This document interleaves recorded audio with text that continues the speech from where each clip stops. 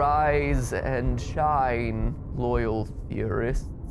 Rise and shine. Not that I wish to imply you have been sleeping on the job, watching your videos on fidget spinners and Jake Paul. Well, let's just say your hour has come again. So wake up, theorists. Wake up and smell the ashes.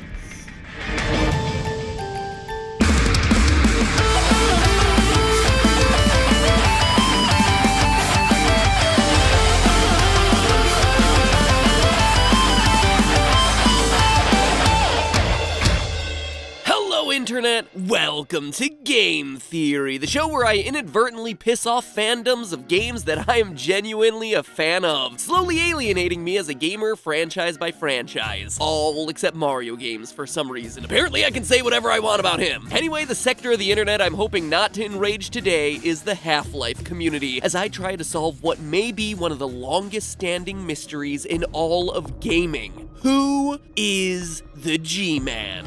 I do apologize for what must seem to you an arbitrary imposition. I trust it will all make sense to you in the course of...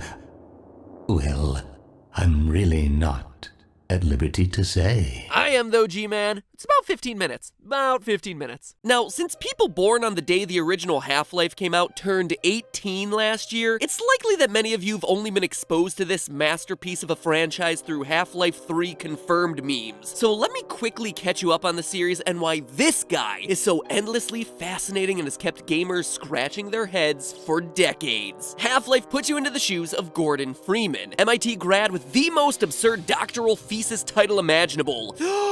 Observation of Einstein-Podolsky-Rosen entanglement on supraquantum structures by induction through nonlinear transuranic crystal of extremely long wavelength ELW pulse from mode-locked source array. Yes! First time! One and done, baby! Yeah, for a guy who doesn't talk for the entirety of the series, he's awfully wordy. Anyway, Gordon starts a new job at the Black Mesa Research Facility and experiences the worst first day ever, when the team accidentally opens up a gateway that lets in hordes of murderous aliens. Looks like somebody's got a bad case of the Mondays. You as Gordon have to go to the aliens' dimension, known as Zen, in order to shut down whatever's keeping these portals open. After crowbarring your way through hundreds of enemies and killing off a literal testicle monster, you eventually find yourself face to face with the big bad, Zen's leader, the Neolinth, a giant three-armed floating fetus monster that's holding open the portal. You do what you were trained to do in graduate school when first encountering intelligent extraterrestrial life: shoot it till it dies! As the battle wraps up, you black out, but when you come to, you're face to face with this guy. We never hear his name spoken aloud, but resourceful gamers found him referenced as the G-Man in the game's code, a name later confirmed by Valve. He explains that he and his mysterious employers are now in control of Zen, and he commends you with everything that you've done. The border world,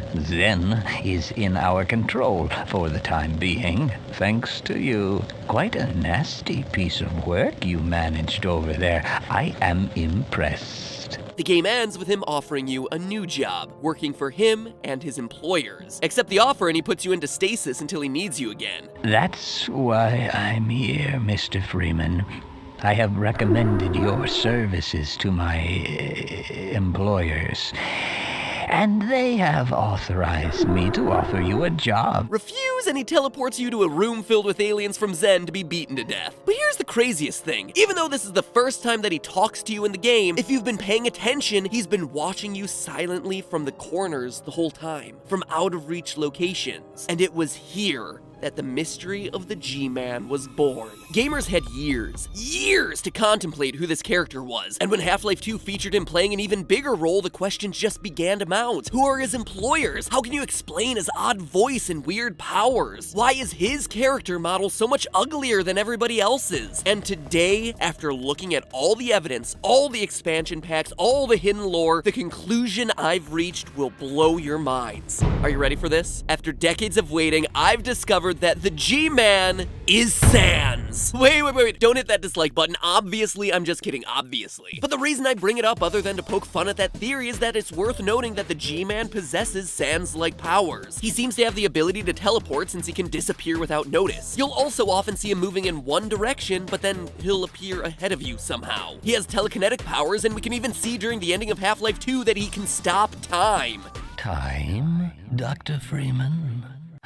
Is it really that time again? He appears and disappears across miles in seconds, and between the first game and the second, places Gordon Freeman in stasis outside of time. The G-Man plays with the laws of space and time like a fiddle, and this is important since it gives us our first clue as to who this guy actually is. Half-Life 2 opens 20 years after the events of Half-Life 1 with a creepy monologue from the G-Man to Gordon, implying that it's time for you to make good on your employment. In the 20 years since you've been put in stasis, a whole another alien civilization has invaded Earth, this time known as the Combine. The Combine is hardcore. According to the in-game lore, they ground every military on Earth to dust in just 7 hours. And we come to learn that the Neolinth and his warriors from Half-Life 1 had been kicked out of their home planet and were hiding on Xen from these guys. So considering that the G-Man explicitly states that he and his employers are in control of Xen at the end of Half-Life 1, that must mean that he's a representative of the Combine then,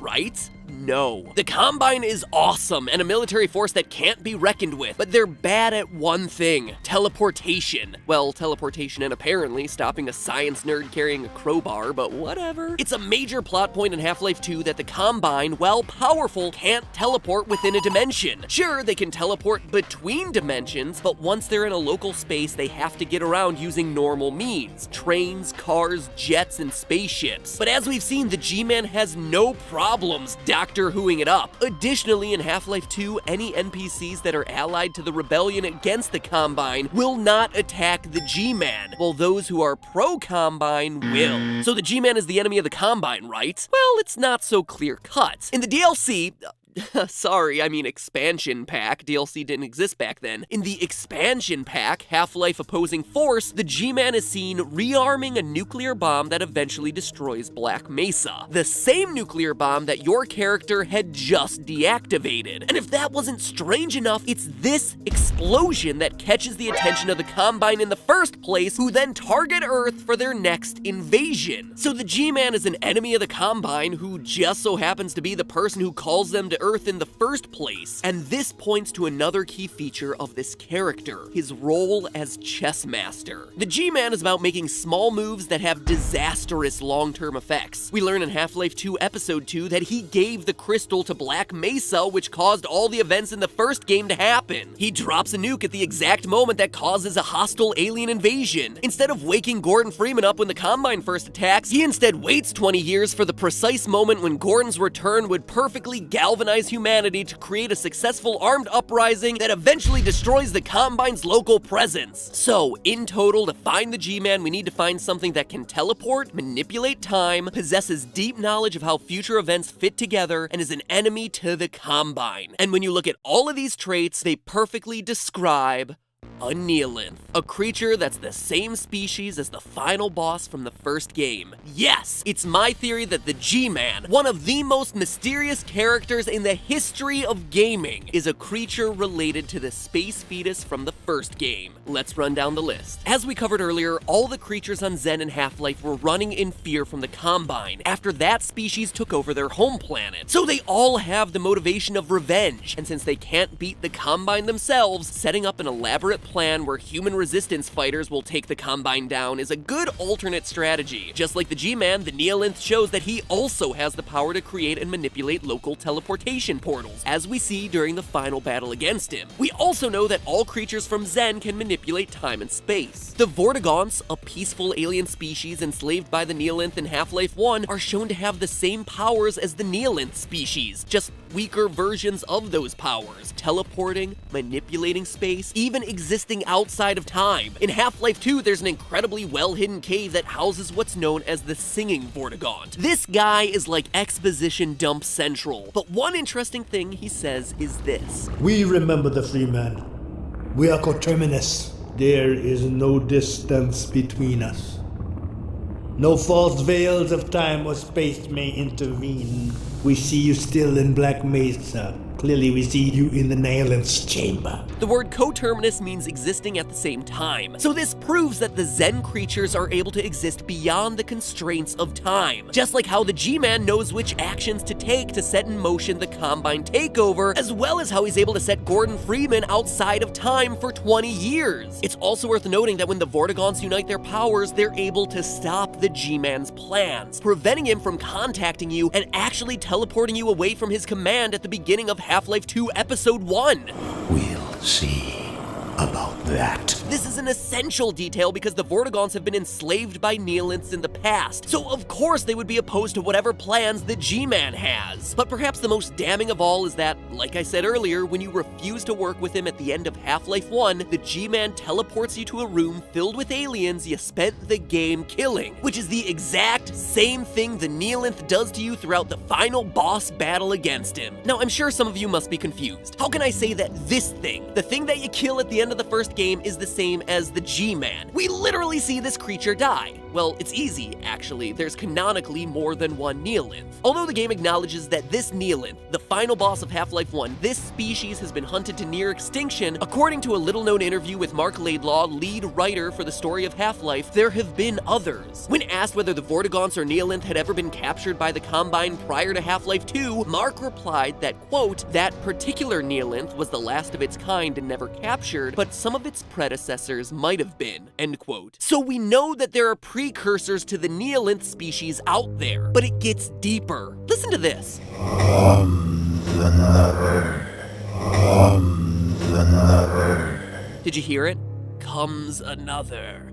Comes another. That's the Neolith talking telepathically to Gordon in the first game. Here, listen for it again. Comes another. The Neolith, while communicating to you telepathically in Half-Life 1, is outright saying there is another out there. Comes another. But it keeps going. Another of his lines is, You are man. He's not man. For you he waits. For you. you are man, he is not man. For you he waits. For you. This is a clear allusion to the G-Man, but why is it significant? Because of the name of this creature's species, Neolith. Everything we need to know is hidden right there in the name. Nihil, Latin that literally means none or nothing, and anth, from the Greek anthropo, which means man. His name Neolith, Nihilanth, literally means not man. In one fell swoop, we are told outright that the G-Man is not man. He's Nihilanth. Oh yeah, and here's the kicker. A detail so minute, but it locks this whole thing together. Look at this. Neolith, voiced by Michael Shapiro. G-Man, voiced by Michael Shapiro.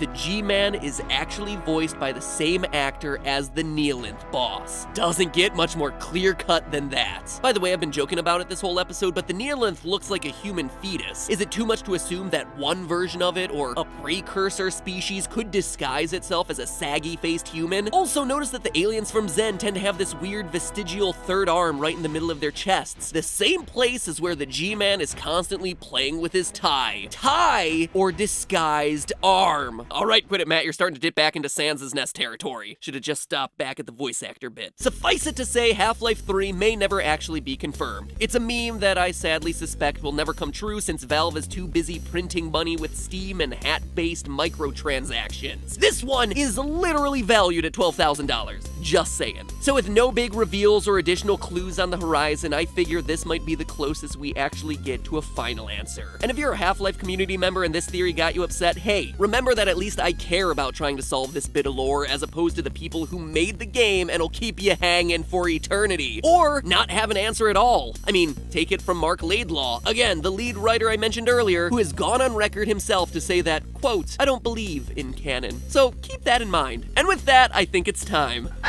Is it really that time again?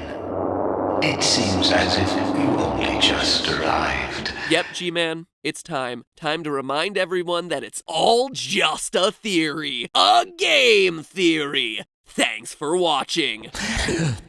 Rather than offer you the illusion of free choice, I will take the liberty of choosing for you.